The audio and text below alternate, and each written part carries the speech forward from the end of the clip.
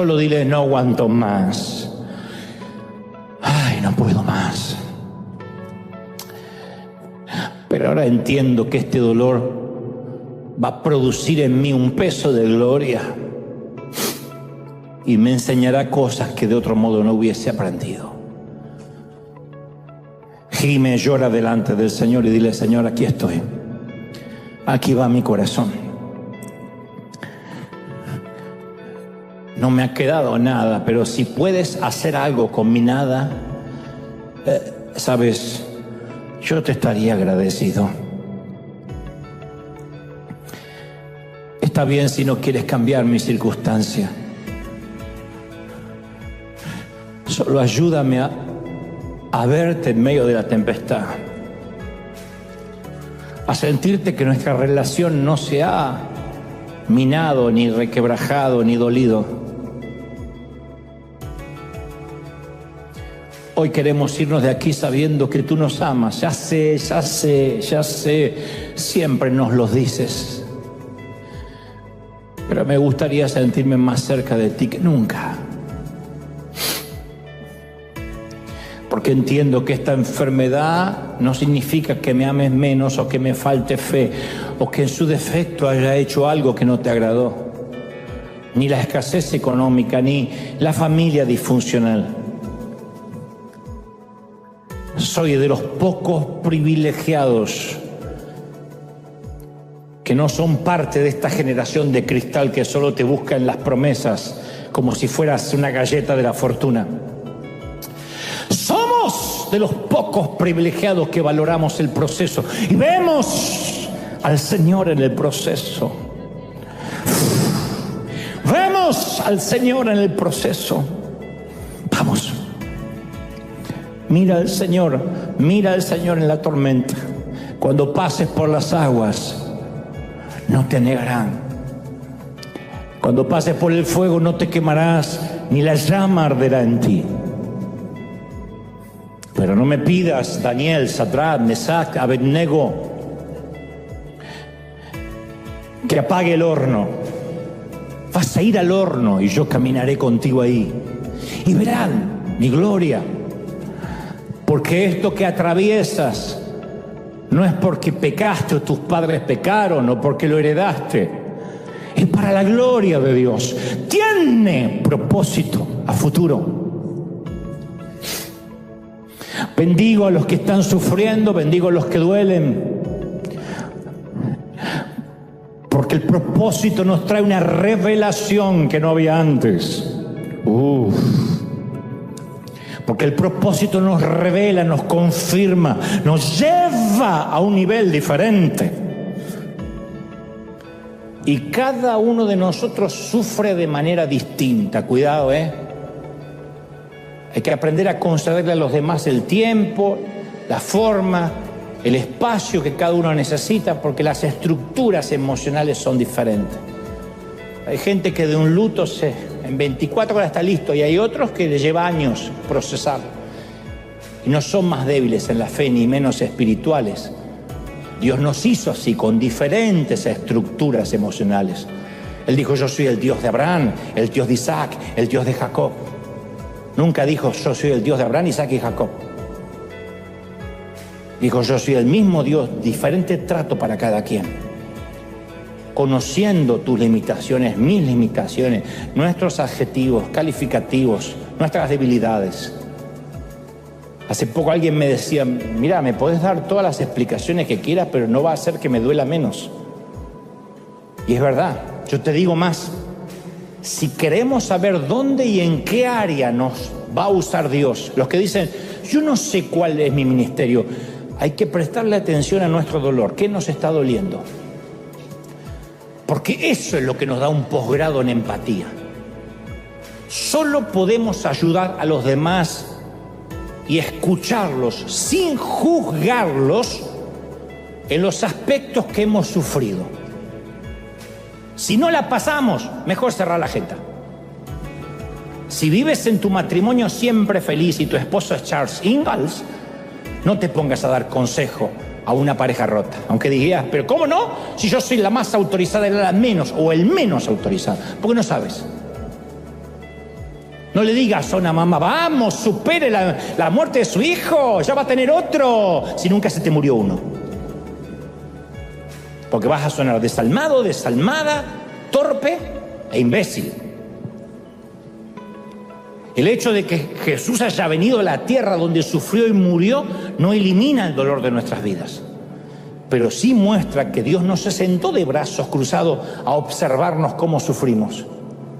Él se transformó en uno de nosotros. De hecho, todas nuestras preguntas acerca de Dios y del sufrimiento deberían filtrarse, pasarse a través del tamiz de lo que conocemos de Jesús. Ni una vez Jesús dijo, aguántate el hambre, trágate tu aflicción.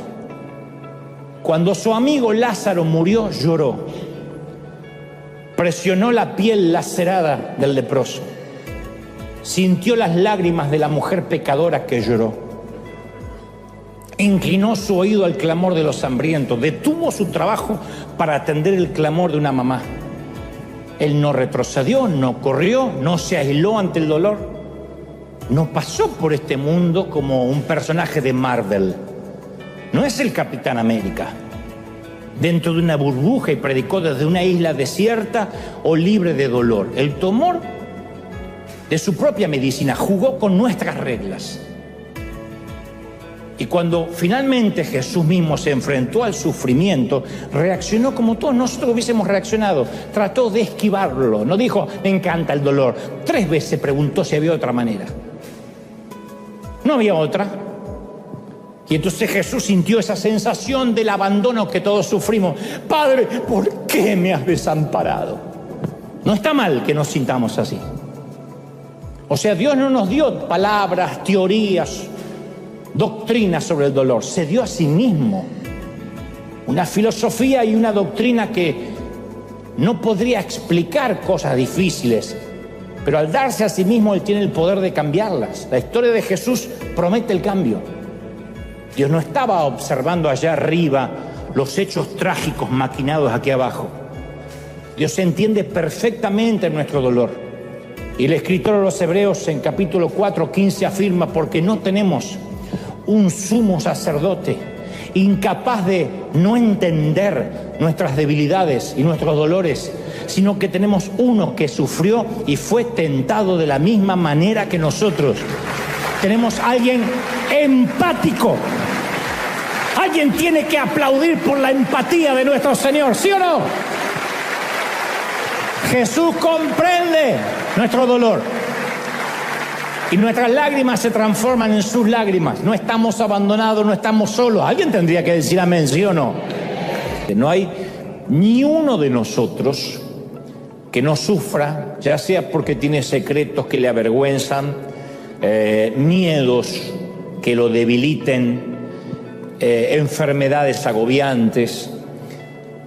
Si las estadísticas están en lo cierto, el 6,7% de nosotros sufre de depresión o de estados bipolares, el 8,7% tiene algún tipo de fobia, de miedo, el 18% sufre de un desorden de ansiedad.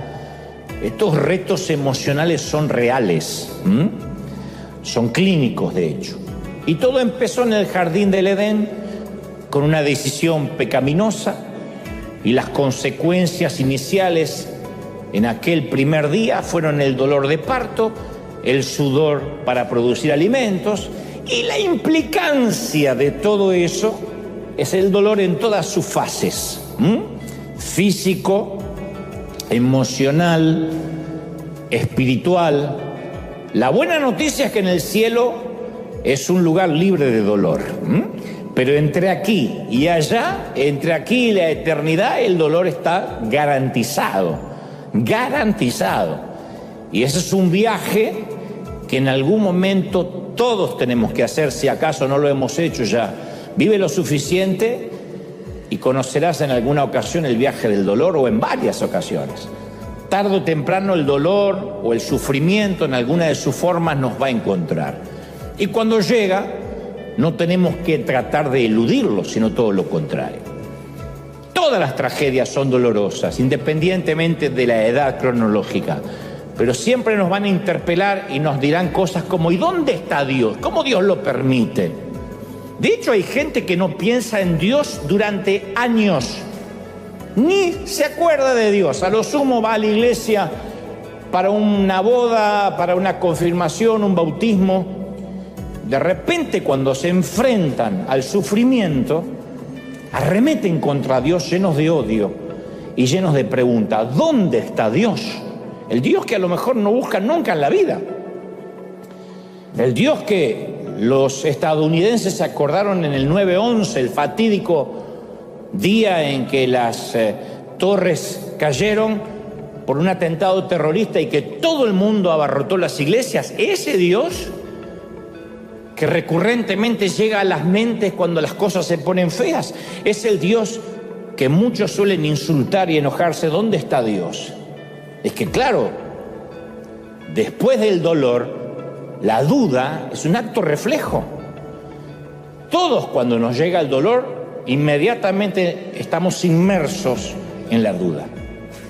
Porque el sufrimiento, a diferencia de la bendición, el aumento de salario, el estar bien de salud, que de hecho lo solemos dar por sentado, el sufrimiento nos lleva a cuestionar nuestras creencias más básicas acerca de Dios, incluso a los que somos cristianos o decimos que lo somos.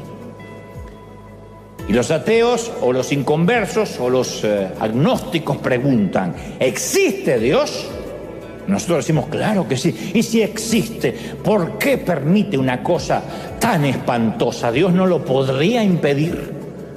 Entonces, cuando golpea, insisto, no podemos dejar de preguntarnos qué es lo que Dios está tratando de decirnos mediante, puede ser una simple faringitis o alergia de nuestro niño, o la muerte repentina de un ser querido. Porque uno también se hace pregunta no solo entre las grandes macro tragedias. A veces una enfermedad que llega a nuestro hogar y pone a nuestro niño en cama nos hace decir, Señor, pero tú no nos cubrías, tú no nos bendecías, tú no dijiste que cuidabas nuestra salud.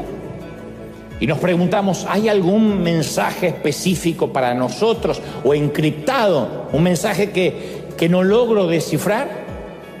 Entonces, yo no creo que Dios necesariamente esté tratándonos de decir algo específico cuando algo nos duele.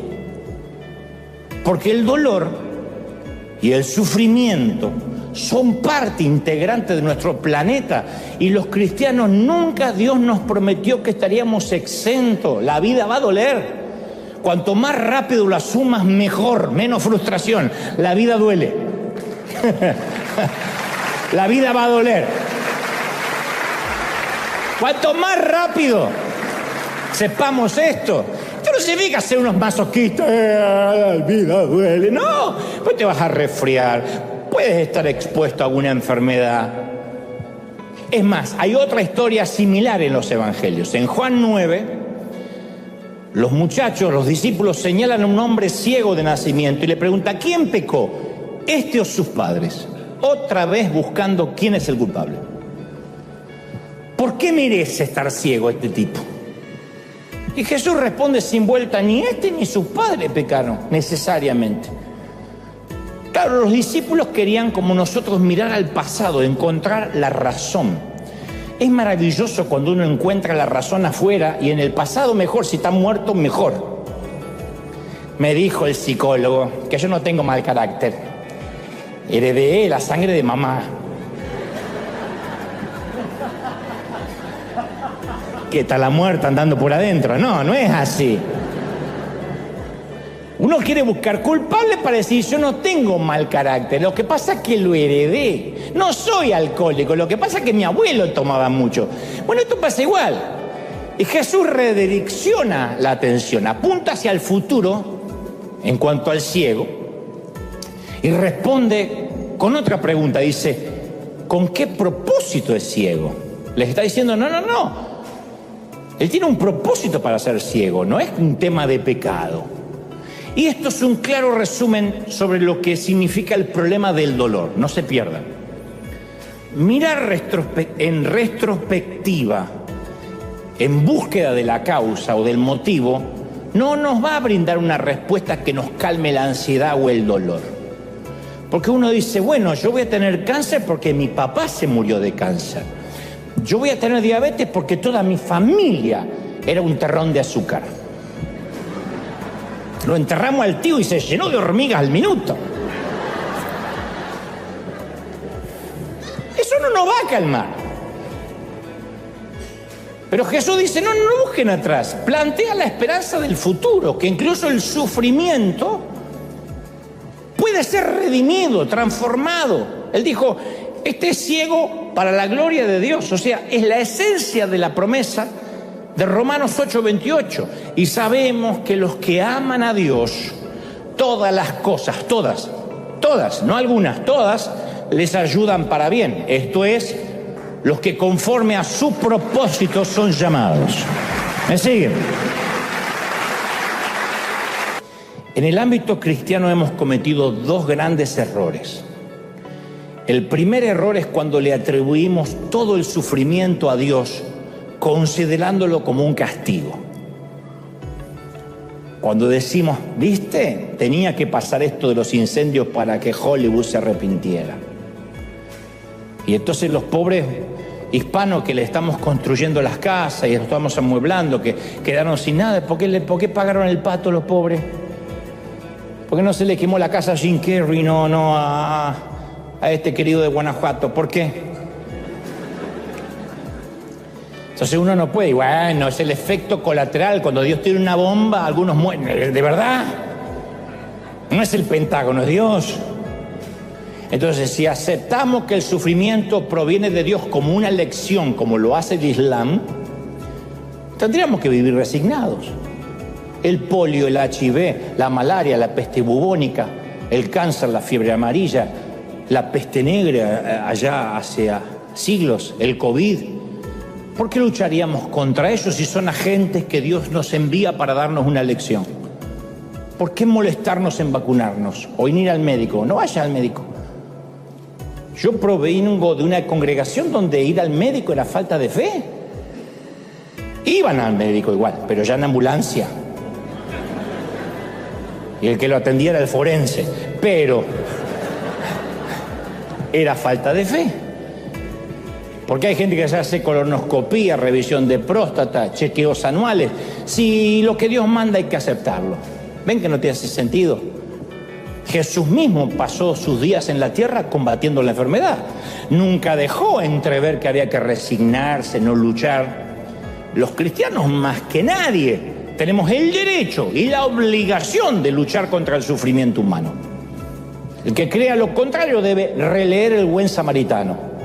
Tenemos que ayudar, tenemos que bendecir, sanar las heridas.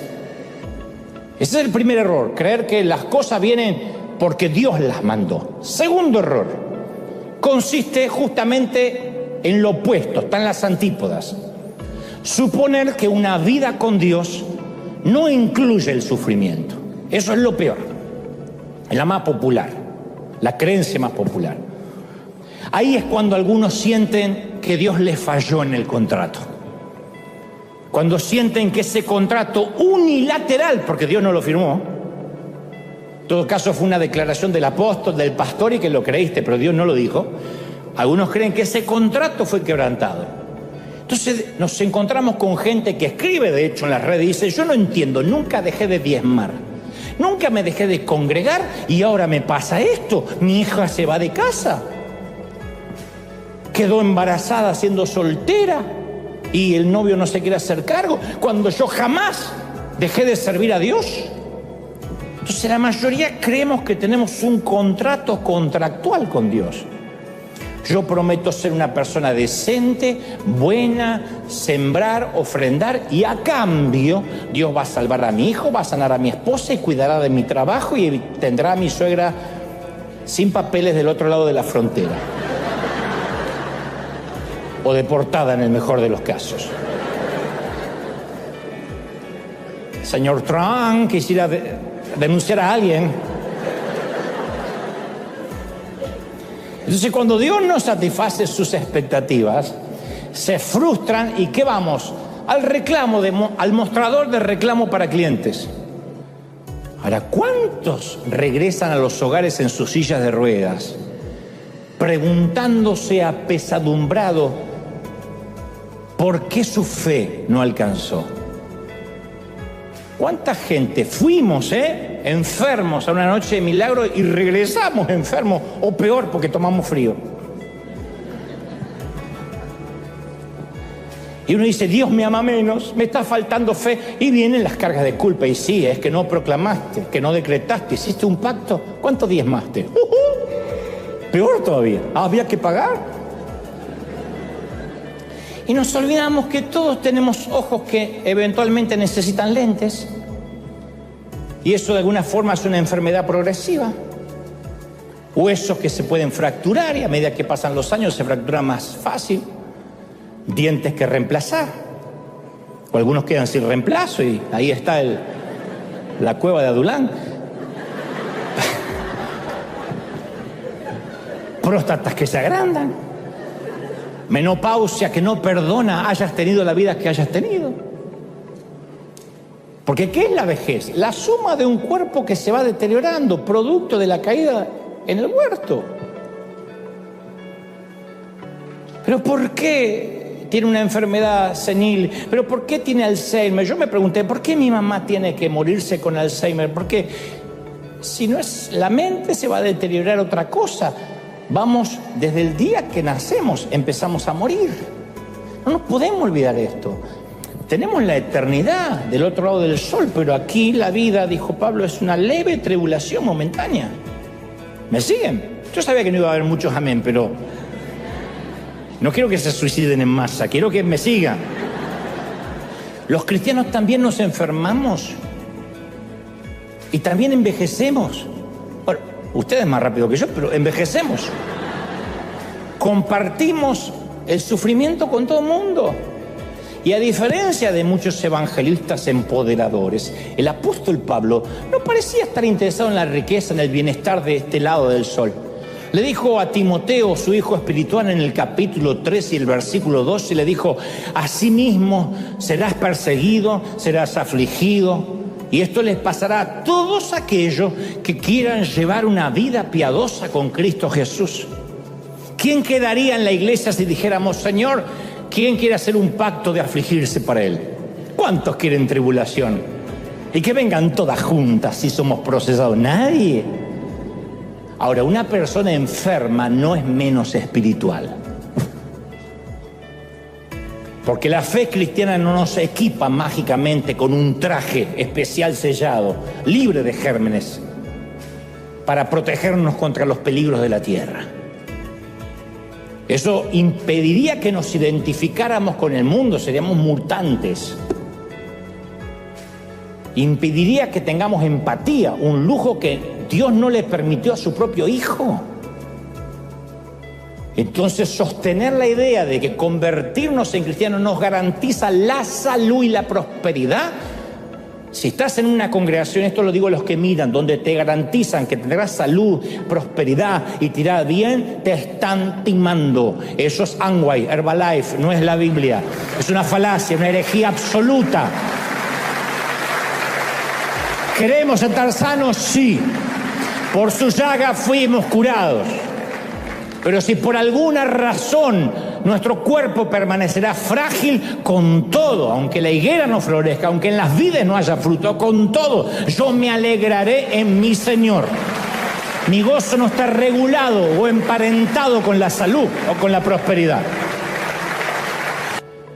El legalismo nos dice, quédate encerrado en este invernadero llamado iglesia y no te juntes con mundanos porque te podrías tentar a irte con otro.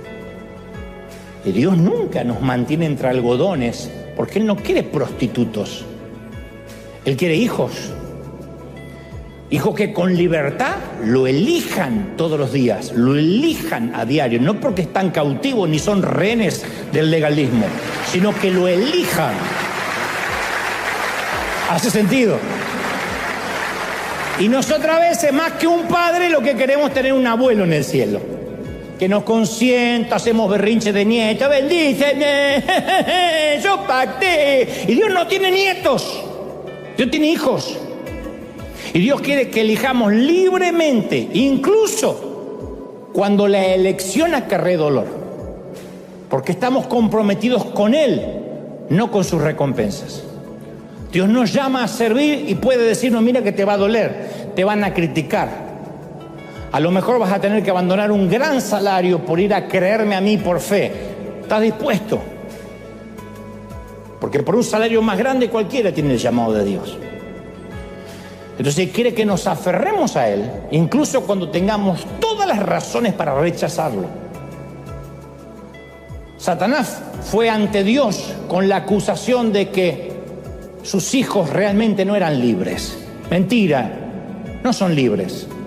Y su gran pregunta fue, dime, Job, ¿te sirve porque le has dado una vida cómoda? ¿O seguirá siendo fiel este tipo en el dolor? Déjame probar si es realmente libre, si te ama en libertad. Porque cualquiera, con tantos hijos, próspero, con tanto ganado, cualquiera que es el Elon Musk del momento te ama. Deja que lo dejes sin nada y veamos si te elige. Mis queridos, sin el dolor nos volveríamos a lastimar una y otra vez. El dolor es un gran profesor de teología, es el mejor seminario. Muéstrame a un predicador que ha pasado por dolor y te mostraré a alguien que no habla de un escritorio, de empoderamientos baratos, sino que te habla de un hombre, desde el lugar del proceso. Y por alguna razón dice, este tipo tiene razón o esta mujer tiene razón, porque se nota que ha vivido. El dolor es el mejor entrenador en cualquiera de las disciplinas. Es un eficaz docente.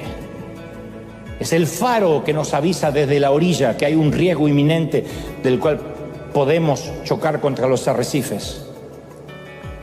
Y si decidimos escondernos en la bodega como polizones, no vamos a solucionar el problema ni vamos a crecer nunca. Y muy a menudo y con frecuencia Dios utiliza el dolor para hacernos crecer, madurar. A través del dolor es cuando decidimos cambiar situaciones. El otro día decía un psicólogo, cambiamos y crecemos. Cuando el mantenernos igual duele más que el dolor del cambio. Hay gente que pesa los dos dolores. ¿Me quedo donde estoy y sigo con este dolor? ¿O me aguanto el dolor del cambio, que es menor? Hay dolores que son crónicos porque queremos. El dolor del cambio es menos que aguantarse ese dolor. Pero nos negamos a tomar decisiones, nos negamos a cambiar. Cuando somos chiquititos todos tenemos una barrera defensiva que Dios nos regala contra el dolor. Es uno de los grandes regalos del Señor.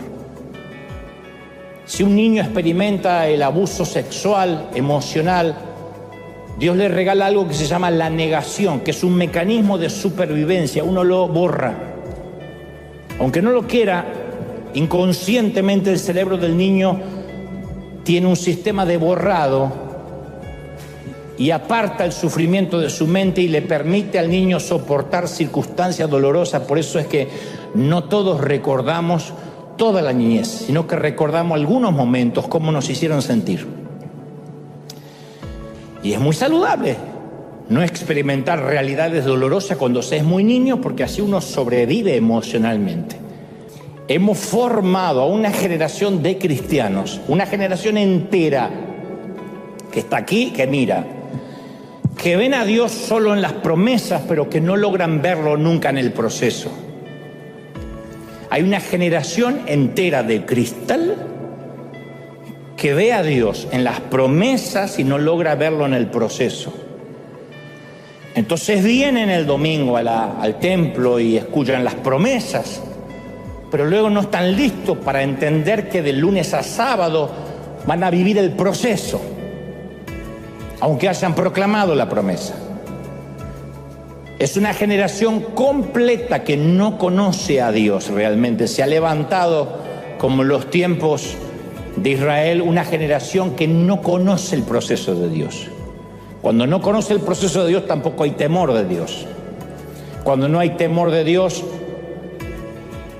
la relación con Cristo, la relación con la iglesia es el hilo más delgado. Apenas cualquier cosita abandonan todo, porque desconocen que Dios está más en el proceso que en la promesa. El Señor dijo en Isaías 43:2: cuando pases por las aguas, yo estaré contigo. Cuando pases por el fuego, no te quemarás, ni la llama arderá en ti. ¿Cómo vamos a conocer a Dios si no queremos pasar ni por las aguas ni por el fuego? Hay cosas que no podemos aprender de Dios si no pasamos por el proceso, por la llama y por la llama y por el agua. Ese es el viaje a través del dolor. Si uno evita el viaje, evita a Dios. Hay una revelación de su gloria que solo viene del dolor, no viene de otra manera. Uno no lo aprende con el dolor ajeno, Porque hay algunos que podrían decir: sí, yo de tanto en tanto visito un hospital y eso me choquea. Uno no aprende con el dolor ajeno lo que aprende con el dolor propio. Dios dice que Él es nuestro pronto auxilio en la tribulación. Pero si uno trata de evitar a toda costa la tribulación, lo está evitando a Él. ¿No quieres encontrarte con Dios? No. Si tengo que pasar por tribulación, no quiero a ese Dios. Quiero al Dios de las promesas. Entonces, insisto, queremos al Dios del multinivel, al genio de la lámpara, no al que nos sostiene en los momentos difíciles. Uno de los nombres de Dios es Jehová Shammah, que significa el Señor que está ahí. O sea, estoy presente en tus problemas, me revelo en tu crisis. Y esa falsa teología de que Dios nos evita las crisis, esos mensajes de empoderamiento baratos, que lo que hacen es producir una generación de cristal que no es resiliente, que no aguanta, que no soporta. Esas falacias hacen que quienes atraviesen el dolor, cuando les toque atravesar, además cargan con la culpa. ¿Qué hice? Ahora quiero ir a la frase recurrente: pero es que este dolor es injusto, Dante. Es injusto. ¿Y qué dolor es justo? Si yo pienso que un dolor es justo, ahí volvemos a las teorías de las conspiraciones. Ok, ¿sabés por qué no sé, Haití o este país fue devastado por un tsunami? Porque ahí hay mucha idolatría. Yo escuché gente diciendo: ¿sabes por qué hay tantos terremotos en México? Y porque son muy guadalupanos. De verdad. Porque adoran a los muertos. Eso es tratar de decir el dolor es justo para ellos y es injusto para mí. Y así no funciona, lo dejamos en claro. Ahora razonemos juntos. ¿Cómo sería un mundo? Vamos a suponer un mundo justo. Está bien, ok. Nos sentamos en la mesa con Dios, en la junta directiva, y vamos a hacer un mundo justo. Imaginemos que el mundo operara de acuerdo a leyes fijas, como son las leyes de la naturaleza. Si el castigo por las malas acciones funcionara como el dolor físico, que si uno toca el fuego, es inmediatamente castigado por el dolor. Así aprenden los niños. Esto quema, pero no lo va a aprender, de hecho, hasta cuando somos adultos. Vamos al restaurante y el camarero dice: no toques porque quema. ¿Qué hacemos? ¡Uy, sí!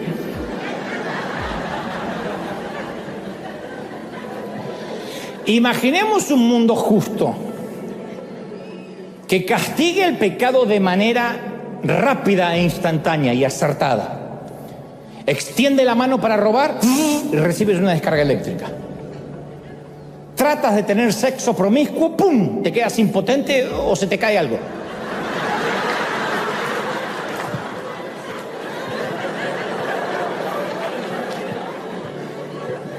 En la misma línea de pensamiento, imaginemos un mundo justo en el cual Dios recompensara el buen comportamiento, siempre de este lado de la eternidad, ¿no?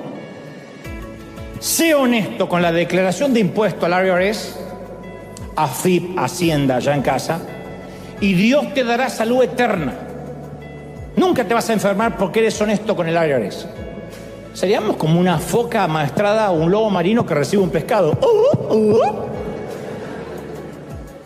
No podemos negar que este universo paralelo tiene su atractivo, porque por fin reinaría la justicia y la equidad, y el que sufre es porque está pagando algo. Pero hay un gran problema con este mundo tan ordenado y porque Dios no lo permite. Primero, porque no representa nada lo que Dios quiere hacer aquí. Lo que Dios quiere de nosotros es un amor sin interés, tal como todos queremos que sea el verdadero amor. Aún el abuelito de 82 que sale con la de 23 sueña con que ojalá me amara por mi virilidad. Pero me temo que es por la billetera. Si todos queremos amor incondicional y verdadero. Si este amor funcionara por reglas fijas y justas, de acuerdo a reglas fijas y justas, no habría libertad real. Y lo que es peor, no habría amor real. Actuaríamos correctamente a causa de la recompensa inmediata. Y entonces cada acto de bondad que hacemos para Dios estaría lleno de motivos egoístas. Voy a bendecir a los chicos de África porque Dios sí o sí mañana en el banco me deposita 10 veces más. Amaríamos a Dios debido a una necesidad programada, que ese es el grave concepto de la iglesia del multinivel o el evangelio de la prosperidad. Siembro, diezmo, pacto, amo, doy y sirvo porque me conviene, porque Dios me va a dar. Y si no me resulta en un par de meses, me voy de la iglesia frustrado. Entonces Dios está retratado en la palabra como alguien que corteja a la novia. Jesús es alguien que corteja a la novia y quiere su amor incondicional. Si el mundo estuviera construido de manera que cada pecado le corresponde un castigo y cada buena acción le corresponde una recompensa inmediata, la comparación con el esposo no tendría sentido, ni con el novio. Si nosotros amamos a Dios porque solo nos da, ¿qué saco yo de esto? La analogía no sería un novio, la analogía en esta relación sería la de una mujer mantenida, consentida, sobornada y escondida en una habitación para que su amante esté seguro de su fidelidad. No te muevas de aquí porque te doy todo. Eso sería prostitución legal o prostitución glorificada. Justamente eso es lo que es el legalismo. Tenemos que convenir, cuando nos preguntan ¿y por qué Dios permite esto? Tenemos que convenir que vivimos en un mundo caído, ya. Y no podemos en un mundo caído obviar el sentido común. Todos confiamos en que Dios nos protege, pero todos nos ponemos el cinturón de seguridad, ¿o no? Bueno, hay algún demente que no, pero la mayoría se lo pone. Todos confiamos en que Dios protege nuestro hogar, pero la mayoría cierra la puerta con llave. ¿Por qué? Porque vivimos en un mundo caído. ¿Quién dice, deja la puerta abierta, deja que los niños retosen en el parque y nadie los cuide? ¿Quién los va a secuestrar? Si Dios los protege, nadie hace esa locura. Nadie jamás haría algo en contra de las leyes naturales de un mundo caído. A veces nos hacemos preguntas tales como, a ver, lo que yo no entiendo es, entiendo que vivimos en un mundo caído, pero soy cristiano y no entiendo que si había 2.000 autos que conducían por la ruta, por el freeway, decimos acá, bajo la lluvia, ¿por qué el auto de mi hijo era el que tenía que derrapar por la banquina y costarle la vida? Si había otros 2.000 autos, ¿cómo funciona esa suerte de lotería?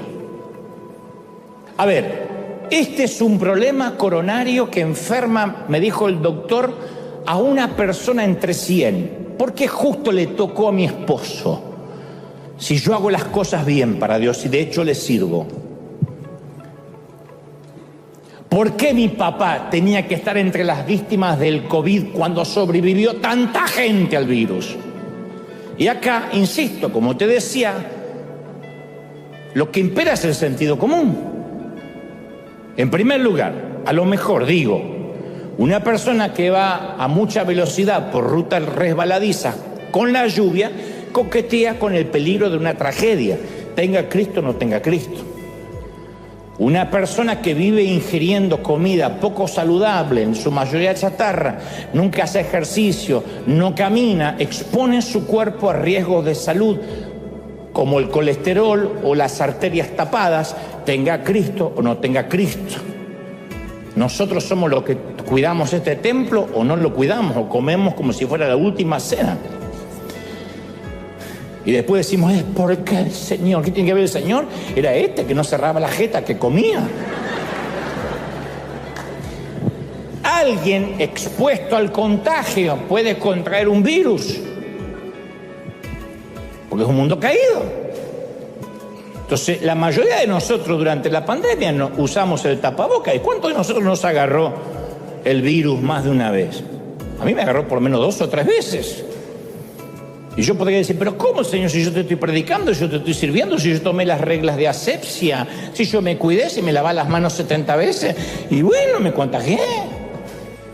Yo fui criado en una congregación que se creía que si un cristiano consagrado atravesaba una enfermedad, una crisis financiera, ni te digo un divorcio, o un problema con los hijos, significaba que había un pecado oculto que tenía que confesar, alguna virgencita que tenía en un cajón.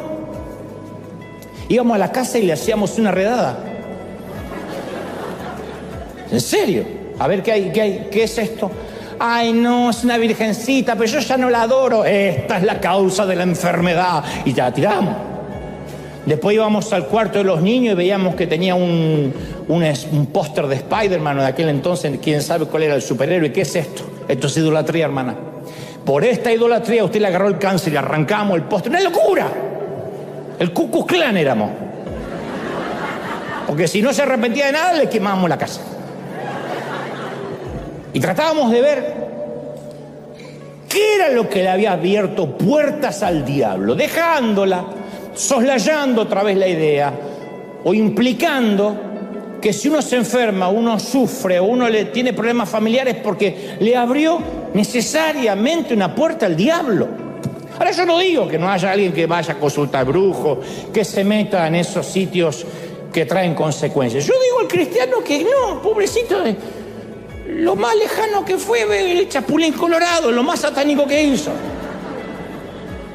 Pero ahí cae el popular, algo habrás hecho. Vamos a descubrir qué hiciste. Entonces, uno sufre y encima viene la culpa. Justo necesitábamos esperanzas y nos ofrecen una dosis helada de culpa y duda. Y nos castigan a través del púlpito. Esos que están sufriendo, que abandonaron a Dios, que le abrieron puertas al diablo. Entonces uno dice, encima que tengo cáncer, estoy endemoniado. Yo he conocido a líderes que predicaban esto, hasta que ellos mismos se infartaron o terminaron internados, o tenían que ocultar la depresión, o sus propios hijos se divorciaron, que los ponían como grandes ejemplos. Mis hijos, los siervos del Señor, que van a heredar el ministerio, y después se le divorciaron, eran unos canallas, unos sinvergüenzas, y no lo pudieron explicar. Pero no lo pudieron explicar porque quisieron mostrar un modelo que Dios no les mandó a mostrar. Una perfección que Dios no les exigió. Yo oigo predicar a tantos y me pregunto con dolor, ¿qué Biblia leen? Porque sus Biblias están llenas de declaraciones, decretos proféticos, empoderamiento, y si yo no desacredito las promesas. Pero cuando uno edita la Biblia y solo predica una parte de la verdad, eso también es una herejía. Una herejía no es mentir de todo, es decir, solo una parte.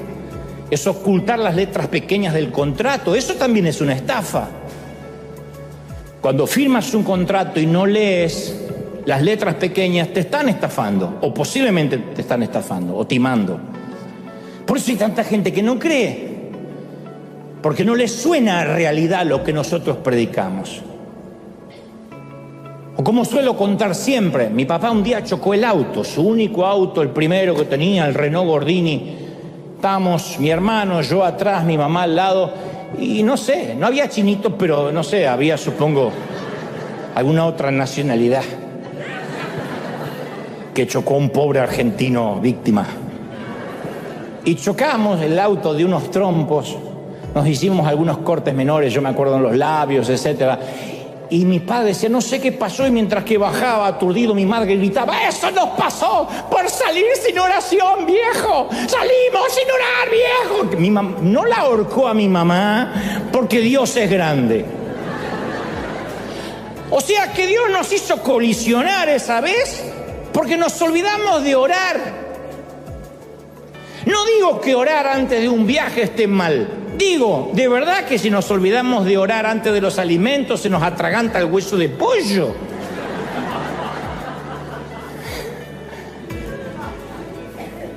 Y ahí es cuando Jesús pasa de ser Dios a ser un amuleto de la suerte. Como hacen los jugadores de fútbol, que algunos hacen así, otros agarran el mismo calzón que no se cambian hace 4 mundiales, y el otro agarra la Biblia, lo mismo. Entonces uno tiene que entender que es ridículo, a partir de Jesús, que alguien predique debe estar sufriendo a raíz de un pecado que cometió, porque Jesús no pecó y sintió dolor. Entonces nunca nos prometió, sino sí reclamaríamos, con la jurisprudencia le reclamaríamos a Dios. Nunca Dios nos prometió que los tornados iban a dejar de pie nuestra casa y iba a arrasar todo en el camino y nuestra casa no se iba a tocar. Iba a arrasar la casa de los vecinos paganos menos la nuestra. Nunca nos prometió que los microbios de los virus abandonarían los cuerpos cristianos. Nunca. No estamos excluidos de las tragedias del mundo porque Dios mismo no lo estaba. Ahora bien, insisto, ¿por qué nos pasa entonces lo que nos pasa? Es peligroso y ni siquiera es bíblico que nos torturemos tratando de encontrar un mensaje de Dios en cada dolor. Es peligroso. ¿Por qué Dios hizo que mi papá se enfermara o mi mamá se enfermara? Es peligroso tratar de buscar un mensaje divino, un rema en eso. El mensaje podría ser sencillamente que vivimos en un mundo con leyes establecidas como todos los demás. El grave problema es que algunos cristianos, especialmente nosotros los hispanos, creemos que la prosperidad material es la señal inequívoca que Dios nos está bendiciendo. Y percibimos la escasez, porque venimos de ahí, la mayoría, percibimos el dolor como una señal de la desaprobación de Dios. Lo mismo sucede con la sanidad. Le damos mérito a los que han sido sanados milagrosamente, los mostramos en televisión, decimos que la sanidad está disponible para todos, solo tienes que reclamarla. Y yo de ninguna manera estoy subestimando la maravilla de la sanidad divina, nunca. Mi mamá fue sanada milagrosamente de cáncer, Dios me la regaló 40 años más. Pero el énfasis moderno de la sanidad milagrosa tiene el efecto secundario o colateral de hacer que aquellos que no son sanados se sientan como si Dios los pasó por alto o no los amara tanto como el que sí fue sanado. ¿Me sigue, sí o no? En una noche de milagros, el que tira las muletas se lleva todos los aplausos.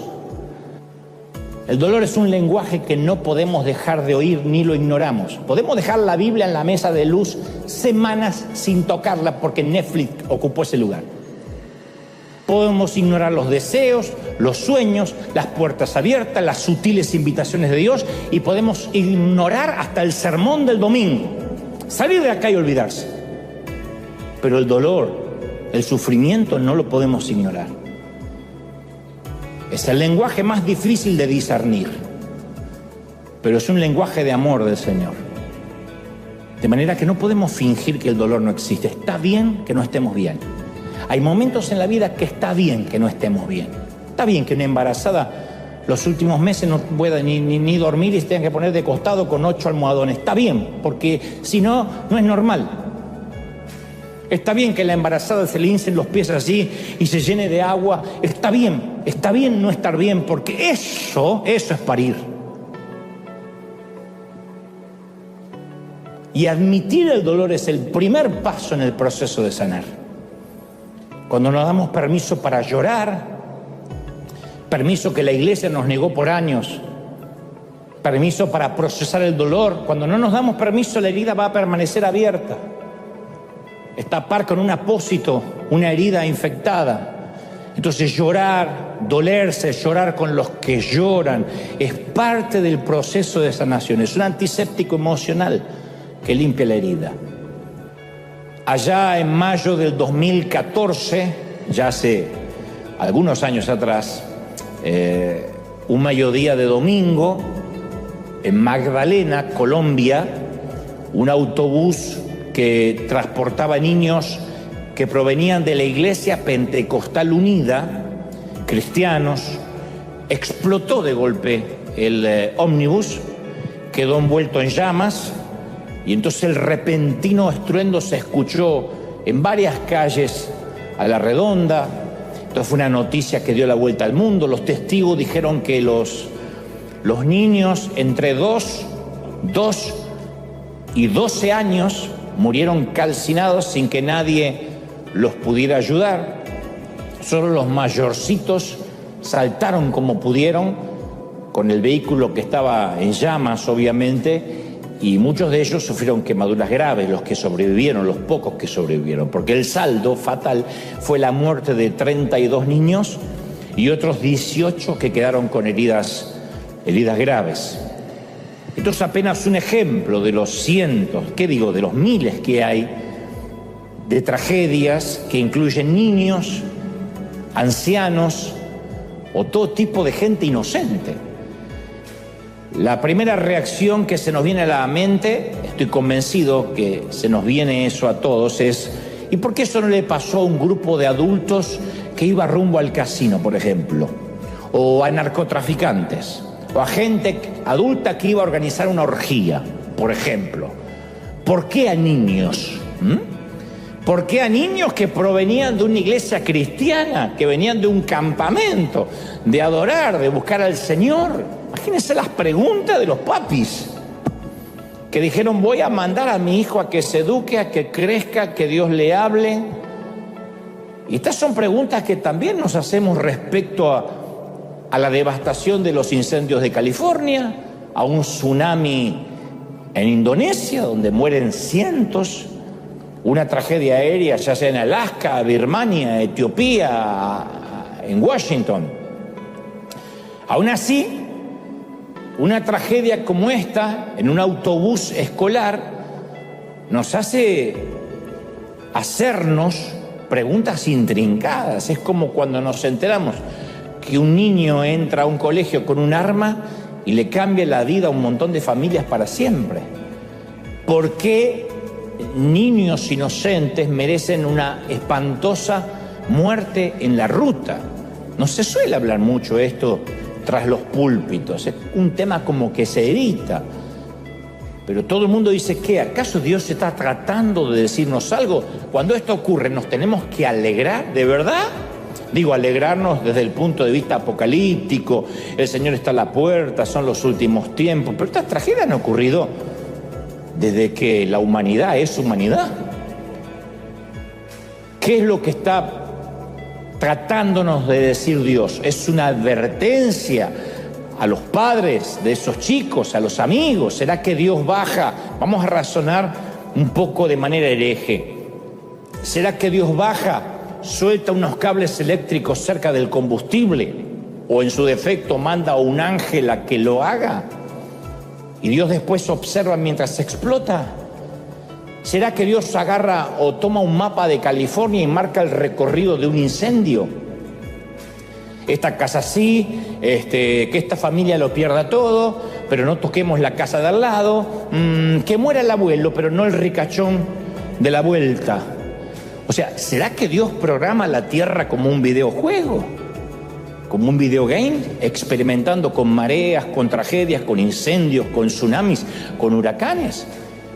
¿Es así como Dios premia o castiga a nosotros, sus víctimas indefensas, que ante esos desastres naturales, por ejemplo, no nos podemos ni defender? Claro, cuando yo digo estas preguntas de esta manera, yo sé que no soy políticamente correcto, Debo ser el único predicador que se plantea estas preguntas en público y suenan como un sacrilegio, como una profanación. Pero a diario miles de ateos se preguntan eso, e incluso muchísimos cristianos nos hacemos las mismas preguntas.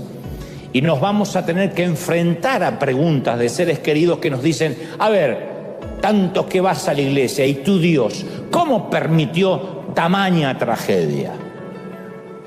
Porque no es lo mismo, insisto, que nos enteramos que ocurra una tragedia y mueren adultos, que estén involucrados niños, abuelitos. Todas las tragedias son dolorosas, independientemente de la edad cronológica. Pero siempre nos van a interpelar y nos dirán cosas como: ¿y dónde está Dios? ¿Cómo Dios lo permite? De hecho, hay gente que no piensa en Dios durante años, ni se acuerda de Dios. A lo sumo va a la iglesia para una boda, para una confirmación, un bautismo. De repente, cuando se enfrentan al sufrimiento, arremeten contra Dios llenos de odio y llenos de preguntas: ¿dónde está Dios? Conoceréis la verdad y la verdad os hará libres. Y esta es la verdad. Y por eso se siente esta sensación de libertad. Es mejor que arrojar muletas. Posiblemente esta sea la mañana de los milagros más grandiosos que jamás se ocurrieron en River. Porque cadenas se caen, cautividades se deshacen,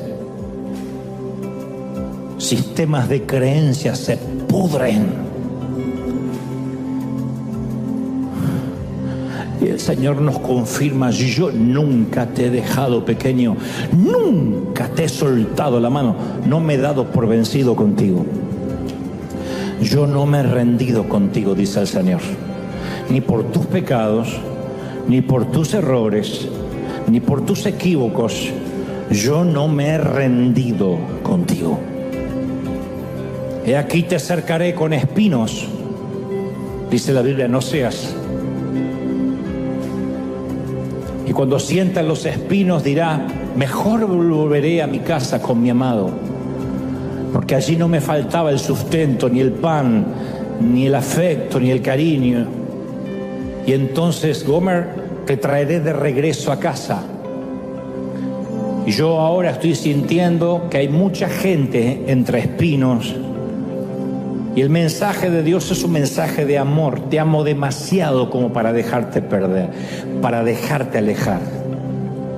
Te amo demasiado como para que no me importes. Y te he cercado, he puesto muros, paredes con las que vas a sentir que no puedes atravesar, pero no quiero que te alejes. Aún en tu dolor, me dice el Señor, que te diga: estás en un ambiente controlado. Tú crees que te apartaste de mí, pero te tengo controlado, dice el Señor. La promesa de mis ángeles también son para ti. No dejaré que tu pie tropiece en piedra. Duele, la vida duele, las aflicciones duelen. Bienvenido a la vida real. Pero yo te sostengo, dice el Señor. No estás solo. Yo bendigo tus noches, bendigo tus mañanas. Impresionante. Todos. Presencia del Espíritu sopla. Más. ¡Wow! Todos. La gloria del Espíritu está aquí moviéndose de un modo como pocas veces ha ocurrido. Yo pocas veces sentí lo que estoy sintiendo ahora. Es impresionante. Más. Sana. Toca heridas. Cicatriza. Presencia del Espíritu. Más. Oh. Te amamos, Señor. Nos quedaríamos horas, pero tenemos otro servicio y gente pugnando para entrar. Padre, bendigo a estos tus hijos. Dios te bendiga en tu entrada, tu salida, tu acostarte, tu levantarte. Celebra al Señor de señores. Que tengas un bendecido día. ¡Chao, gente! A portarse bien, a disfrutar. Coman rico, duerman. Nos vemos el domingo que viene. Chao. Como te ama el Señor. Por misericordia y por gracia estamos donde estamos. Y la gracia nos alcanzó a las 5 de la tarde. La gracia nos alcanzó cuando todo el mundo nos había hecho a un lado, ¿o no? Pero claro, nos gusta considerarnos obreros responsables. Pero nos olvidamos que si se nos pagara a todos con la justicia que merecemos, terminaríamos todo en el infierno. Tú no quieres justicia. Nunca digas, Señor, ¿dónde está tu justicia? Olvídate de esa palabra, no conjugan la misma oración con Dios. Tú no quieres justicia. ¿Se acuerdan cuando yo les conté que en la secundaria un profesor me puso una C? Yo creí que merecía una B, una A. Así que fui a hacer mi reclamo. Le dije, profesor, usted me puso una C. Y él dijo, déjeme ver. Y digo, raro, porque yo hice muy bien el examen. Lo revisó y dijo, tiene razón. Usted se merece una F. Y no era F de full. Dice, ahora que lo reviso, tiene razón, cometí un error. En ese momento la C me pareció más que justa. Entonces no te pongas a hacer, no nos podemos poner a hacer cuentas con Dios. Señor, yo te he servido, todos estos años te he dado. No nos dan las cuentas, no nos dan las cuentas. Dice que un hombre murió y llegó al cielo y se lo encuentra en la puerta. En las puertas sale San Pedro y le dice, muy bien, le voy a decir cómo es el sistema para entrar acá. Tiene que contarme qué hizo en la tierra para Jesús, para Dios. Y entonces en este tablero tiene que alcanzar 1000 puntos. Sirvo desde los 7 años de edad. Morí a los 80, así que imagínense si tengo para contar. Bueno, cuento. Bueno, en primer lugar, jamás falté al servicio. Nunca falté a un culto. ¡Pling! 2 puntos. Tenía que reunir 1000. Bueno, ibas a los hospitales, ayudaba a la gente, repartía muebles. ¡Pling! 10 puntos. Y empieza a sudar el tipo. Bueno, ahora que me acuerdo, yo nunca fui envidioso, siempre ayudé, siempre tomé la Santa Cena, ¡pling! 13 puntos. Y empieza a sudar y a preocuparse, porque había contado ya lo mejor que tenía, iban 13 puntos. San Pedro dice, más, mi hijo, más. Y él dice, pero esto es una locura. Yo serví tantos años y recién 13 puntos, ¿quién va a entrar acá? Una locura, a menos que entre por misericordia de Dios. ¡Plin! 1000 puntos, ¿entendiste? ¿Pasá?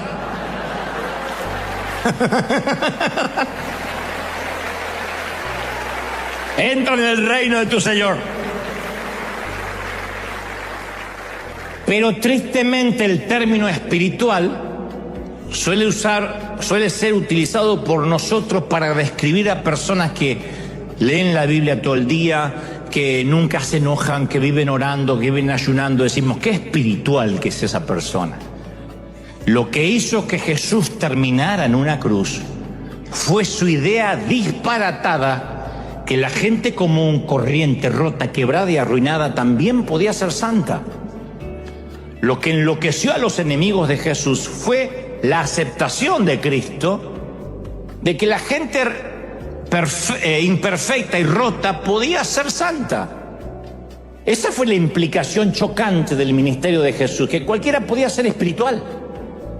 Hace unos días alguien me escribió, debo reconocer que tu prédica estuvo buena, Dante, pero me choca que Dios use un tipo como tú, porque no reflejas la sana doctrina. Lástima, eres un buen orador, pero no reflejas la sana doctrina. ¿Quién sabe por qué no la reflejo, no?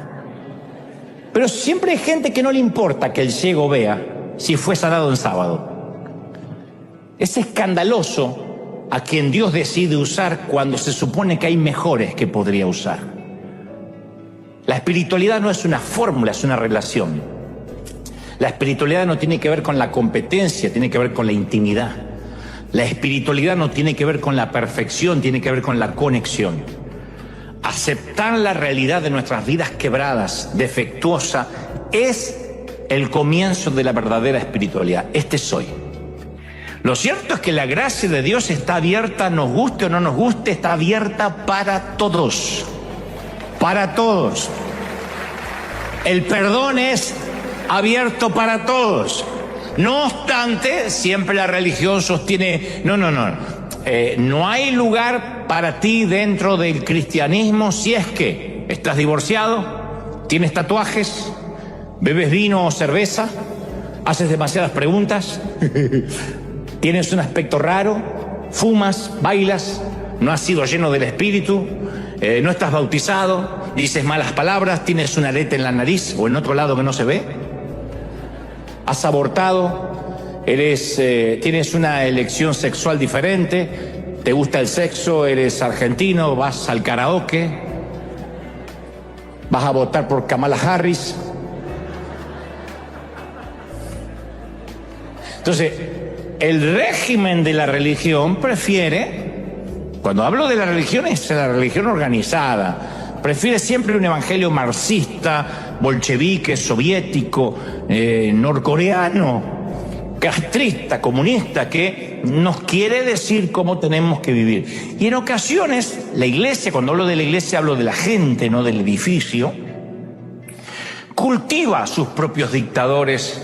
Los más graves en la historia, y los memoriosos deben recordar a Jim Jones, que mató a decenas de personas envenenándolas, su pastor, David Koresh, que los incendió, quienes entienden demasiado bien a veces cómo se manipula el poder, devienen en estas tragedias. Y otros quizás no matan a sus seguidores, pero a veces los asfixian en el alma, diciéndoles lo que pueden hacer, cómo se tienen que vestir, qué música escuchar, hasta con quiénes se tienen o se deben casar.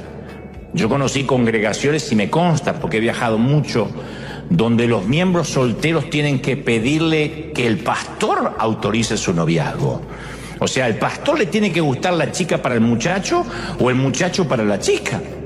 O un profeta o un anciano tiene que decir, siento de Dios que ella es para ti. Después, si te salió mal, anda a reclamarle al diácono, que no le va a importar. Pero es una locura. Entonces, jóvenes que están esperando, no la bendición, la autorización pastoral. Ahora, en el siglo XXI, a veces la iglesia toma prestado los instrumentos de manipulación que después fueron perfeccionando los políticos. Por eso ese mismo régimen religioso a veces implica tener muchas actividades en la iglesia, porque así se cuida la santidad o se cuida la salvación, es lo que nos dicen. Y es muy difícil, yo digo siempre, confundir nuestra vitalidad espiritual con nuestra actividad espiritual. No todos los que hacen algo para Dios están vivos. No todos los que sirven tienen una vida espiritual real. Y nosotros solemos calificar inconscientemente nuestra espiritualidad según lo que hacemos. Cuán seguido venimos a la iglesia, cuán seguido servimos en la iglesia. Hay mucha gente viéndome ahora desde distintas partes del mundo que dicen, cuando yo no sirvo me siento inútil, me siento lejos de Dios.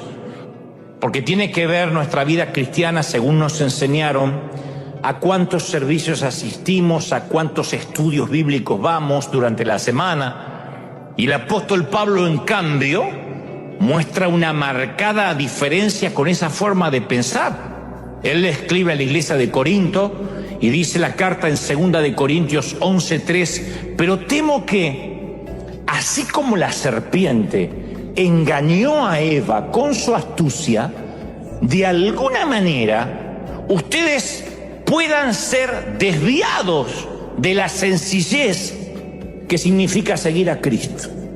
Son palabras fuertes, porque él dice, cuidado que con astucia el enemigo no te complique el evangelio. Mira que Cristo vino a simplificarlo. Simplificarlo no es libertinaje, hablaré de eso en un momento. Vivir un evangelio simple no es hago lo que se me da la regalada gana y nadie me dice nada, no. significa de que es sencillo. Un pecador que se arrepiente recibe la salvación, la gracia, el perdón y, como dijimos el domingo pasado, una y otra vez las veces que sea necesario. Su gracia y su misericordia no se agotan. ¿Lo creemos de verdad, sí o no? Es sencillo. Los líderes religiosos de la época de Jesús estaban muy seguros de estar en lo correcto. Estaban convencidos que Jesús era un rebelde que agitaba las multitudes. Ellos no tenían dudas. Su sentido de la sana doctrina hizo que el odio, la calumnia, la acusación y hasta la muerte de cruz fuera aceptable. Y en cada uno de nosotros, porque yo sé que algunos están diciendo, conozco mucha gente así, que bien que le va a venir. En cada uno de nosotros hay un fariseo esperando crecer. Yo siempre digo, no critiques a un argentino porque todos tienen un argentino dormido adentro.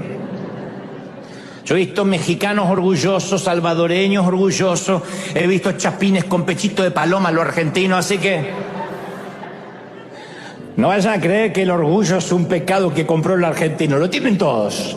Bueno, en la misma línea de relato, todos tenemos un fariseo esperando salir. Por eso, lamentablemente, como un vino muy caro, muy fino, que es derramado en una jarra llena de agua, el mensaje de gracia traído por Jesús quedó diluido en la vasija de la iglesia.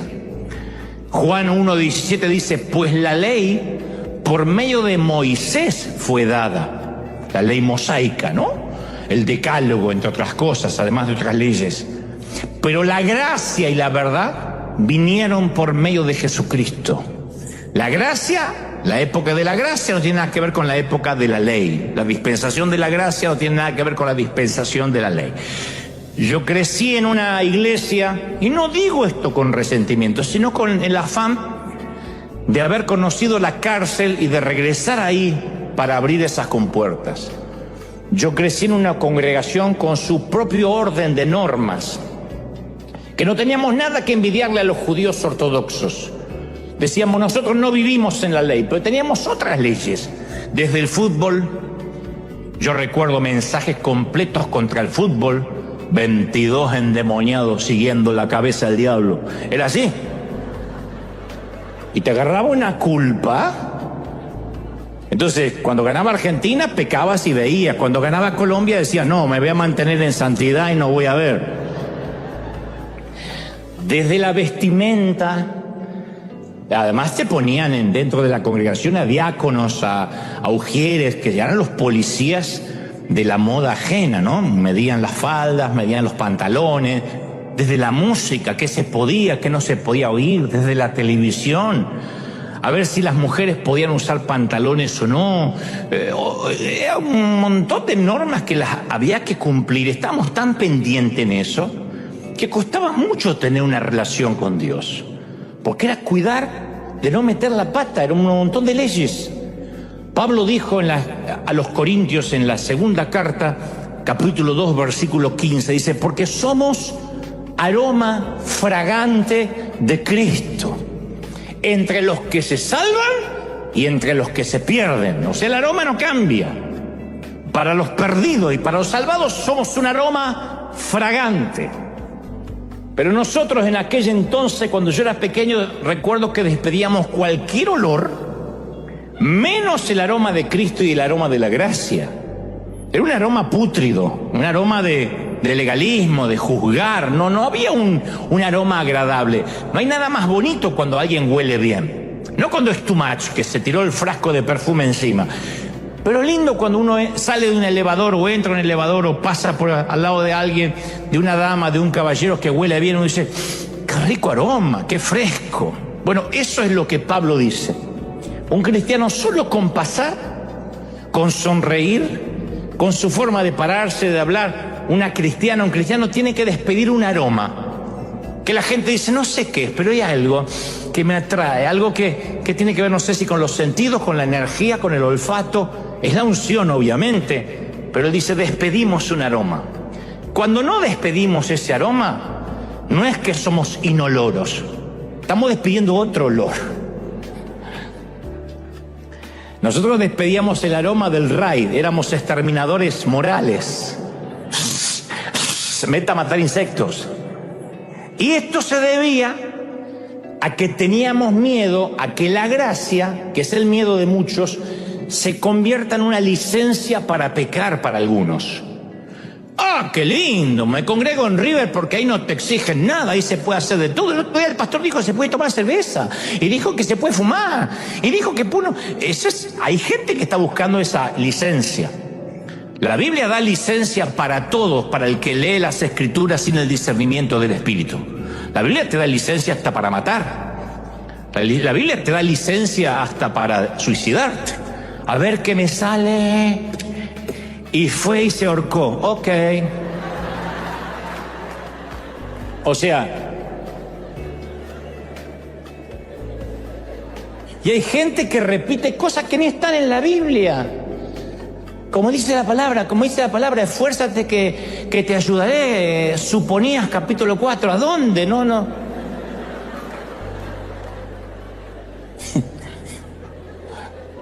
Instagramenses capítulo 5 versículos.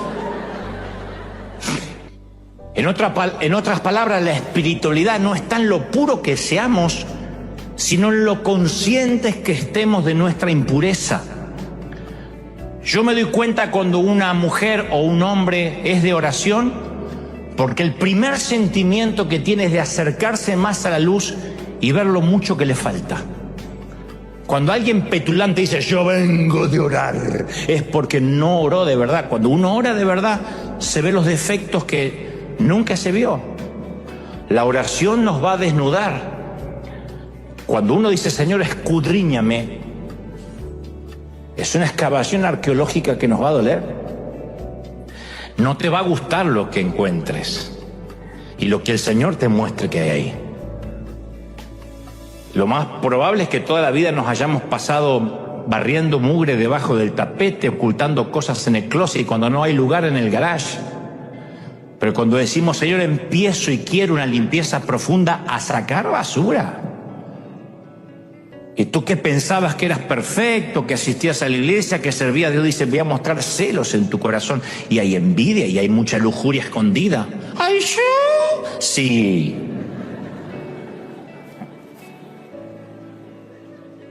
Ahora, ¿por qué el Señor saca esa mugre? ¿Para que nos sintamos acusados? No. Porque esa conciencia lleva al arrepentimiento y el arrepentimiento es el password, es la contraseña que abre las compuertas de la gracia. Para sentirnos perdonados uno tiene que decir, este soy, escudriñame aún, como dijo David, en los pecados que me son ocultos, aún lo que pequé sin darme cuenta.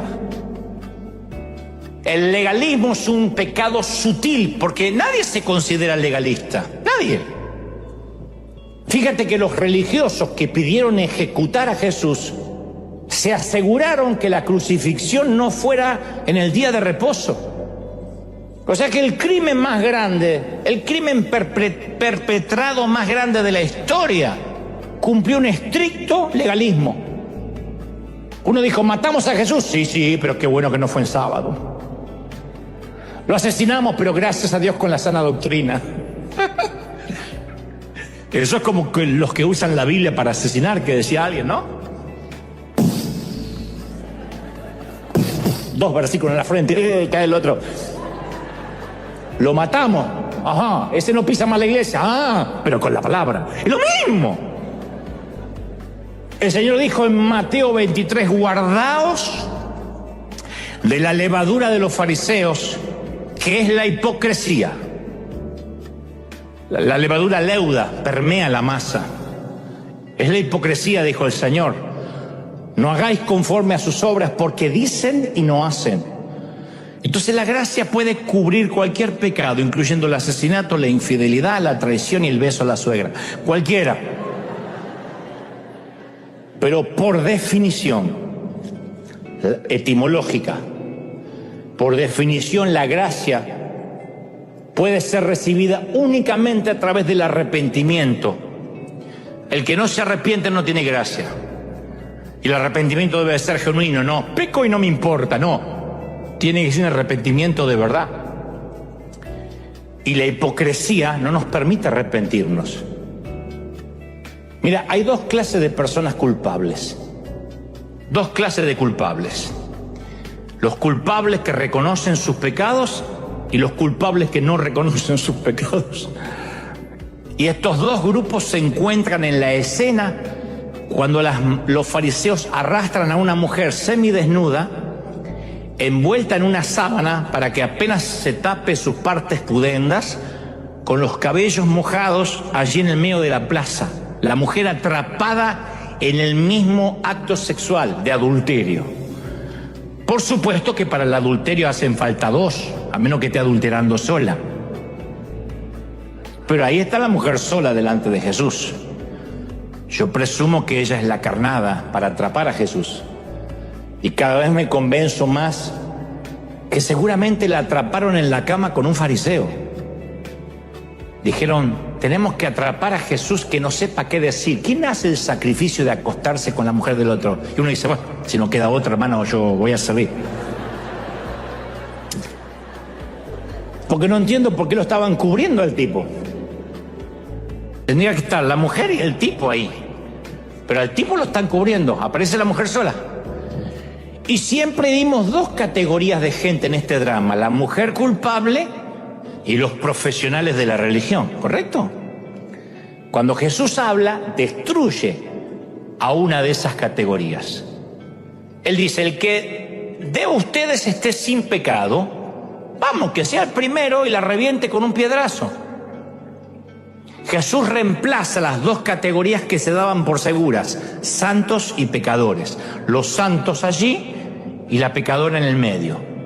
Pero él él las reemplaza por dos categorías diferentes. Pecadores que lo admiten y pecadores que lo niegan. La mujer sorprendida en adulterio no tuvo más remedio que admitir su culpa. Sorprendido o no, ahí está. Los fariseos negaban y reprimían su culpa, pero eran igual que ella. Lo que pasa es que la mujer estaba ahí y las manos lo único que hacía era agarrarse la sábana. Ellos, los fariseos, necesitaban tener las manos vacías para recibir la gracia. Pero como cargaban piedras no podían recibir. Si cargas piedras no recibes gracia. Y yo te confieso con sinceridad brutal, yo me identifico más con los acusadores que con la acusada. Niego mucho más de aquello que confieso. Y yo me pregunto si cuando aquellos maestros de la ley eran jóvenes, comenzaron con buenas intenciones, amando servir a la gente, no lo dudo. Nadie dice, voy a ser un legalista a partir de mañana. Pero con el tiempo algo les pasó, como a mí, como a ti. En la epístola a los romanos, Pablo habla de estos que tienen miedo de decir, pero si se habla mucho de la gracia, entonces todo el mundo va a pecar sin problema. Él profundiza, primero dice, donde abundó el pecado, sobreabundó la gracia. No hay pecado que supera la gracia. No hay pecado más grande que la gracia. Donde abundó el pecado, sobreabundó la gracia. ¿Estamos de acuerdo, sí o no? Pero aquí viene la cuestión. Algunos dicen, ¿para qué ser bueno si yo de antemano sé que Dios me va a perdonar? Hay gente que especula así. ¿Para qué luchar o esforzarme para ser como Dios quiere que yo sea cuando Él me acepta tal como soy? Bueno, al respecto, Pablo sabe que abrió una compuerta teológica importante, así que pregunta con franqueza en Romanos 6 y dice, ¿qué pues diremos? ¿Vamos a perseverar en el pecado para que la gracia abunde? O sea, donde abundó el pecado, sobreabunda la gracia, correcto. Ahora, ¿esto qué significa? Hoy pequemos, total hay gracia. ¿Qué pues? Agrega Pablo. Pecaremos porque no estamos bajo la ley, sino bajo la gracia. Y él mismo se responde, porque lo que está preguntando es retórico, no está esperando una respuesta. Él mismo responde de manera explosiva y dice, de ninguna manera. De ninguna manera. Porque sepamos que donde abundó el pecado sobreabunda la gracia. no significa de que, bueno, ahora hago un viva la pepa y mi vida es un despadre. Bajo ningún punto de vista. Y dice, ¿por qué? Porque los que hemos muerto al pecado, ¿cómo vamos a querer vivir todavía en él? Si alguien murió al pecado, ¿quién va a querer regresar a la muerte? Ningún cristiano resucitado a una vida nueva va a suspirar con nostalgia por la tumba que dejó atrás. Se acabó, dice Pablo. ¿Estamos de acuerdo, sí o no? La segunda analogía del apóstol, en Romanos 6:16, compara el pecado con la esclavitud. Dice, erais esclavos del pecado. Porque aquel que está con drogas, atado al sexo, a la pornografía, a la mentira, no es libre. Depende. A veces uno ve a los adictos a las drogas, a los adictos al alcohol, que pobrecito empiezan a temblar. Yo he entrevistado gente que no puede estar ni 20 minutos hablando conmigo porque empieza a temblar si no fuma. Obviamente es un esclavo. Él no domina, aunque diga yo lo dejo cuando quiero. Mentira, el cigarrillo, un poquito de nicotina lo tiene atrapado. Otros no pueden estar sin consumir pornografía y dice yo lo hago para relajarme. No, te está atrapando hace años. Eso es fácil de agarrar, difícil de soltar. Entonces hay gente que es esclava del pecado y Pablo dice, ¿a quién se le va a ocurrir una vez que es libre regresar a la esclavitud? En resumen, si ya no queremos pecar, no es porque no tenemos licencia para hacerlo o sí la tenemos, es por una cuestión de gratitud. Es decir, yo soy libre y quiero estar a la altura de lo que Dios hizo por mí. Por eso es que no peco. Hay pecados que son atractivos, sí, pero no vale la pena volver a la esclavitud después de lo que Cristo hizo conmigo en la cruz. O sea, no es que no peco porque me persigue el pastor, porque me da con un caño con la doctrina, sino por gratitud a lo que se me dio, voy a vivir a la altura de las circunstancias. ¿Estamos de acuerdo? Con la ayuda del Espíritu Santo. Entonces el secreto es, nos esforzamos en crecer en santidad, no para hacer que Dios nos ame. Nos esforzamos para crecer en santidad porque Él ya nos ama. Y como nos ama sucios como estamos, no, yo no puedo quedar así. Yo tengo que hacer lo imposible para estar a la altura. No es que si me santifico, si hago las cosas bien, Él me va a amar más o le voy a agradar más. Ya le agradas, ya Dios te ama, pero uno quiere estar a la altura. El hecho que el amor de Dios nos llegue así, escandalosamente, sin costo, solo a través del arrepentimiento. Lo único que pide el Señor, arrepiéntete. Eso va en contra de nuestros instintos, porque el fundamento de todas las instituciones es la falta de gracia, es la justicia. La justicia, los gobiernos, los jueces, los gobiernos, las líneas aéreas, los bancos, no pueden gestionarse sobre la base de la gracia. ¿Quién va al banco y dice, arruiné mi crédito, me darían otra tarjeta, la otra la hice pomada? Ay, sí, la gracia de Chase está sobre usted. No pasa. Se funde el banco, ¿o no? Señorita tripulante, yo tengo turista, tengo el asiento 92C, al lado del baño. ¿Me daría la oportunidad de ir adelante en primera? Bueno, pase. No va a pasar. Van a decirte atrás y te van a cerrar la cortina así en la jeta. ¿Va a ser así? La verdadera espiritualidad es cuando dejamos de buscar la perfección. Para ser espiritual hay que dejar de buscar la santidad. Para ser espiritual hay que empezar a buscar a Dios.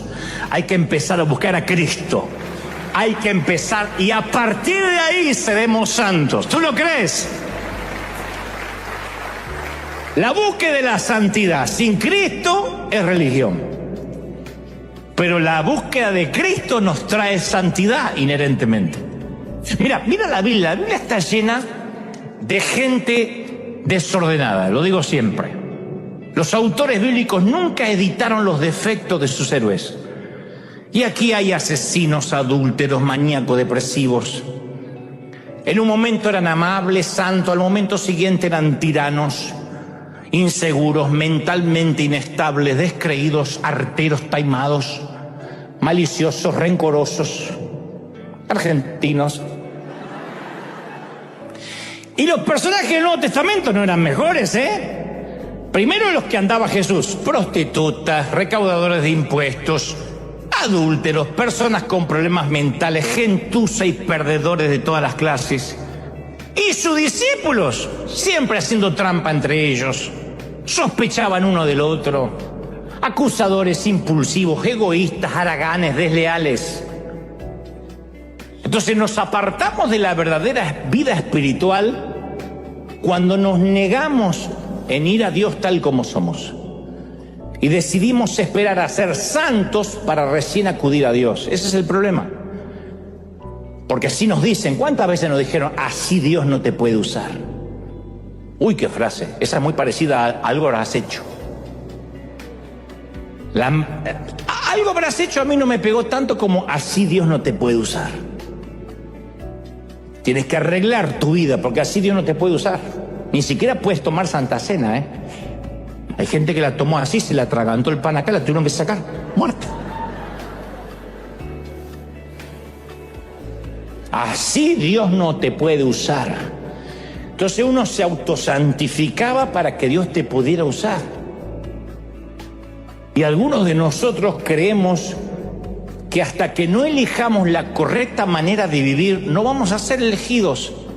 Hasta que no ordenemos el desorden, Jesús no va a querer tener nada que ver con nosotros. Pero es justamente lo opuesto. Hasta que no reconozcamos que somos un desorden, Jesús no va a tener nada que ver con nosotros. Una vez que reconozcamos lo poco dignos que somos, lo poco atractivos que somos, lo perdidos que estamos, es cuando Jesús se va a acercar a nosotros para bendecirnos, para santificarnos. Ama a los rotos. Alguien tiene que decir amén. Toda la palabra dice que Jesús ama a los perdidos, prefiere a los perdidos más que a los encontrados. Dejó las 99 para buscar esa una. A los perdedores antes que los ganadores. Samuel, no te confundas. Yo no miro lo que la gente mira. Yo veo el corazón, yo miro el corazón. A los rotos en lugar de los enteros. A los desordenados antes que los ordenados. A los discapacitados antes que los capaces. Por eso Jesús dedicó sus ataques más fuertes a los religiosos. Les dijo serpientes, raza de víboras. Mira qué linda prédica, raza de víboras, necios, hipócritas, ciegos guiando ciegos, que ambos caerán al hoyo, sepulcros pintados, blanqueados. Esto va para el que dice, ay, así no hablaría Jesús. Los que creen que Jesús habla así como un hombre amanerado, bienaventurados los pobres.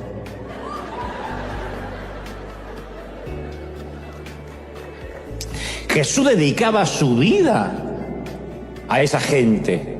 Y los fariseos, al revés, dedicaban su vida a entregar sus diezmos exactos, obedecían hasta la ley más diminuta de la Torá. Pero la manera en que Jesús hablaba a esa gente demuestra lo venenoso que puede ser el legalismo. Y los menciono porque ese veneno es una amenaza tan grande hoy en el siglo XXI como en el siglo I. El veneno no ha cambiado. Es el mismo cianuro, mata igual. Los religiosos de ahora no tienen los rulitos acá, ni andan con togas, pero visten trajes de diseño, pero siguen envenenando igual. Jesús relató otra parábola, que es más ofensiva, más discriminatoria, elitista, ridícula y que causa mucho enojo hasta el día de hoy. La habrán escuchado muchas veces, te la voy a repetir. Una mañana temprano, El dueño de un campo le dice a su capataz que contrate a algunos hombres para trabajar en su viñedo y conviene un precio, un denario. A medida, vamos a suponer que son el día $100, el tipo podía pagar eso.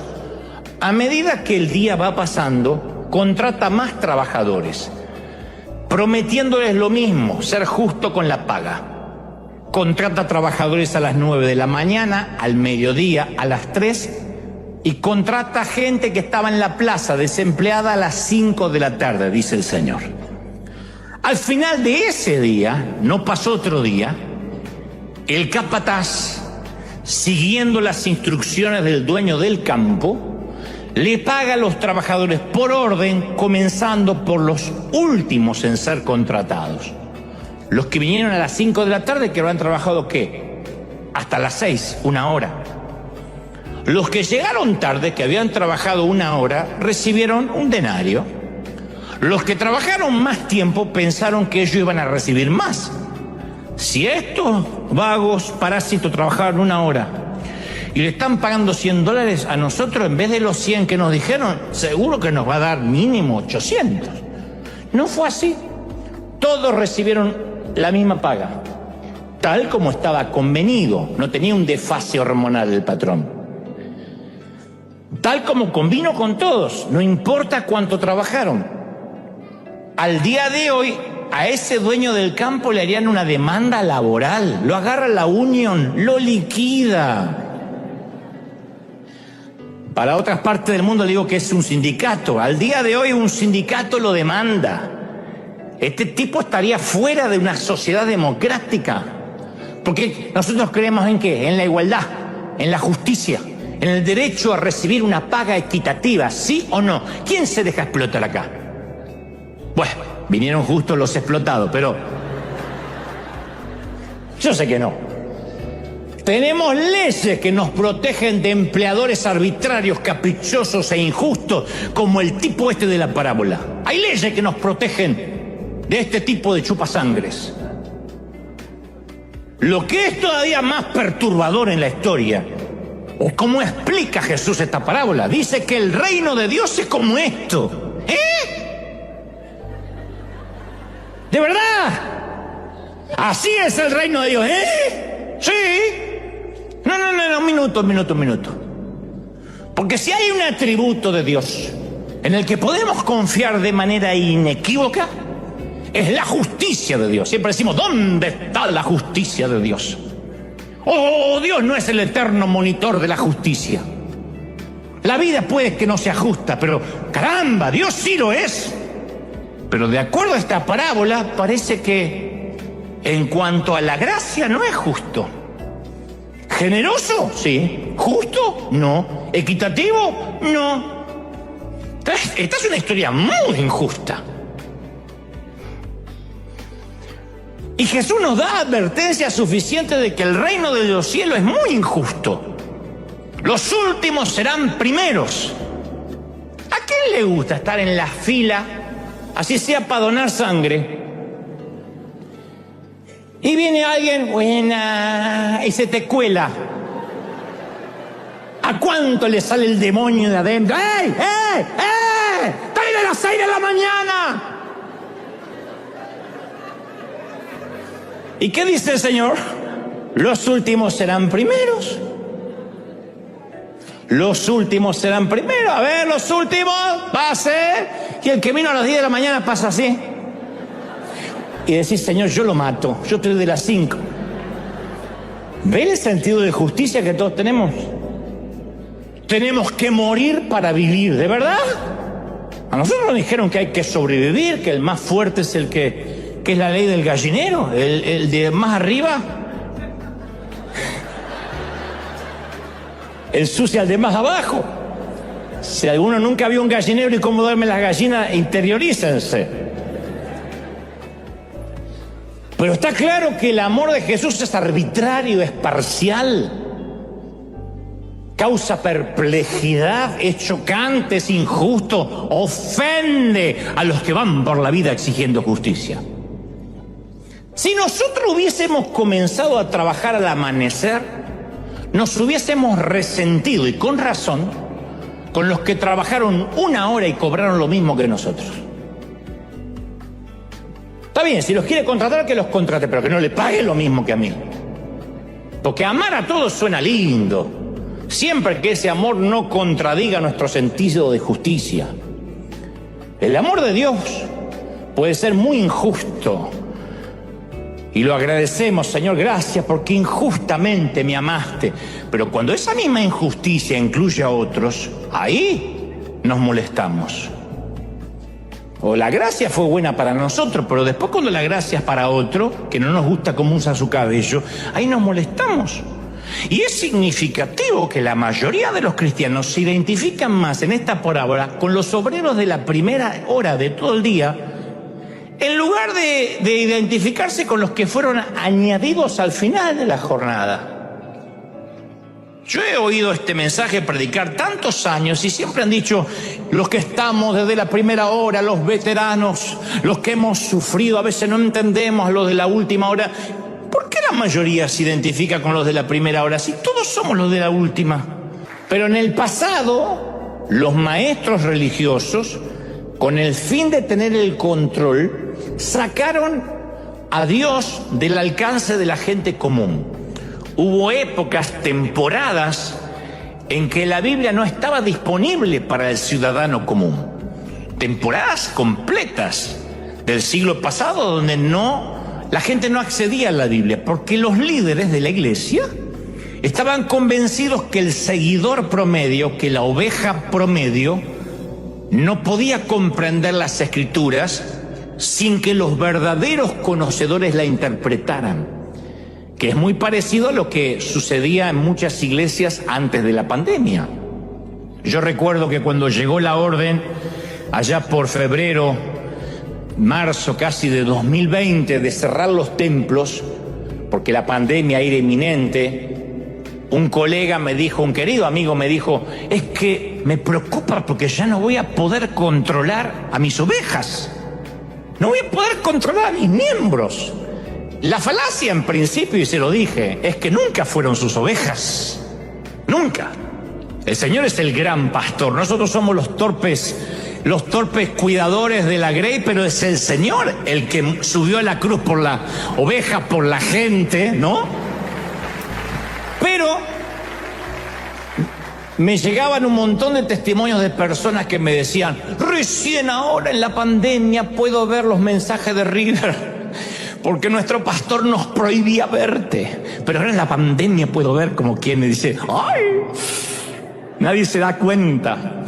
Ahora es ridículo de pensarlo, porque ¿cómo? Yo digo siempre, ¿cómo un líder, cómo un pastor va a decirle a un adulto lo que puede ver, lo que puede oír, lo que puede leer y lo que no puede ver, leer o oír? Es una locura. Pero daban por sentado que sus ovejas eran tan débiles y tan condependientes que en lugar de ofrecer una paternidad sana, ejercían una dictadura, una tiranía religiosa, un régimen totalitario en lugar de un pastorado saludable. De hecho, cuando yo publiqué este mensaje, que hoy estoy transmitiendo, el dibujo de nuestros ilustradores, fue una Biblia en forma de arma, a lo que alguien muy ingenioso escribió, es verdad, a mí me liquidaron con 3 versículos en la frente. Y otro escribió, sí, y a un amigo le dispararon con 2 versículos por la espalda. Eso ocurre cuando se usa la Biblia no para sanar, no para redarguir, no para edificar, sino para lastimar. La Biblia puede ser usada para lastimar. Ahora, yo quiero que convengamos que quienes se enojan con la escandalosa gracia no tienen malas intenciones, no es que hay villanos usados por Satanás, no. Lo que sucede, y lo voy a decir despacio, para que podamos digerirlo, y me incluyo, es que nunca están más cerca de estar equivocados como cuando están convencidos de estar en lo correcto. Lo diré otra vez, nunca, porque por la hora yo sé y algunos no desayunaron, cuesta, me miran con los ojitos así como